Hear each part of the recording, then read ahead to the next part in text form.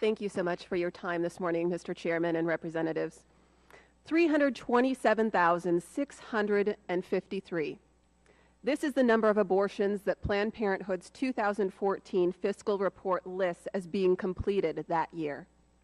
Based on these numbers, 897 children will lose their lives to an abortion completed by Planned Parenthood each and every day.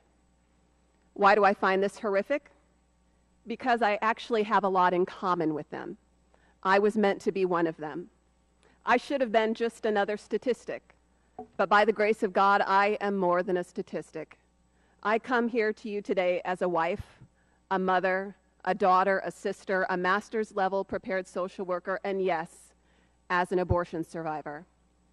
From a botched abortion to the dreaded complication, a child who lives, I've been called just about everything that you can imagine. But if you want to turn your attention up to the screen, as you can see in my medical records from 1977, kind of right there in the middle, saline infusion for an abortion was done, but was unsuccessful. And as Gianna shared, that saline infusion abortion involves injecting a toxic salt solution into the amniotic fluid surrounding the preborn child. The intent of that toxic salt solution is to scald the child to death from the outside in. For days, I soaked in that toxic salt solution, and on the 5th day of the procedure, my biological mother, who was a 19-year-old college student, delivered me after her labor was induced.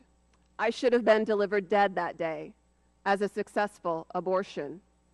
In 2013, I learned through contact with my biological mother's family that not only was this abortion forced upon her against her will at the age of 19, but also that it was my grandmother, my maternal grandmother, a nurse, who delivered me in this final step of the abortion procedure at St. Luke's Hospital in Sioux City, Iowa. Unfortunately, I also learned that when my grandmother realized that the abortion had not succeeded in ending my life, she demanded that I be left to die. I may never know how exactly 2 nurses who were on staff that day found out about me, but what I do know is that their willingness to fight for medical care to be provided to me ultimately sustained my life. And I know where children like me were left to die at St. Luke's Hospital. I met a nurse there who delivered a child much like me in 1976.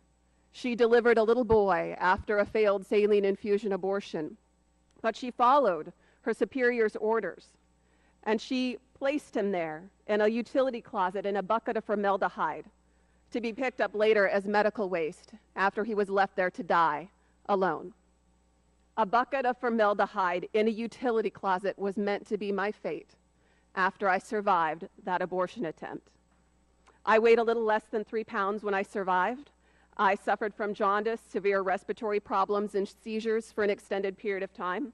And one of the first notations in my medical records by a doctor after I survived is that I looked like I was about 31 weeks gestational age when I was delivered. Despite the miracle of my survival, the doctor's prognosis for my life was very poor initially.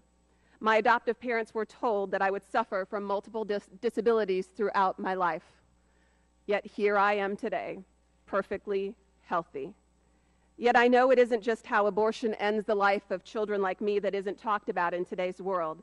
It's also not discussed what happens to children like me who live. I can tell you we are your friend, your neighbor, your coworker, and you would likely never guess by passing us on the street that we survived what we did. In my work as the founder of the Abortion Survivors Network, I have had contact with 203 of these other survivors. Letters from some of those survivors have been submitted to this committee. I'm here today to share my story to not only highlight the horror of abortion taking place at Planned Parenthood, but to give a voice to other survivors like me, and most importantly, to give a name, a face, and a voice to the hundreds of thousands of children who will have their lives ended by Planned Parenthood this year alone.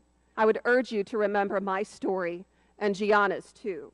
We may not have survived abortions at Planned Parenthood, but the expectation for our lives to be ended by abortion are the very same as those who do lose their lives there.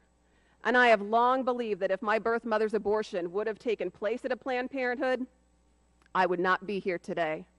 Completing over 300,000 abortions a year provides them with the experience to make sure that failures like me don't exist. As a fellow American and as a fellow human being, I deserve the same right to life, the same equal protection under the law as each and every one of you. Yet we live in a time where not only do such protections not exist, but my own tax dollars and yours go to fund an organization that has perfected the very thing that was meant to end my life. And this must end.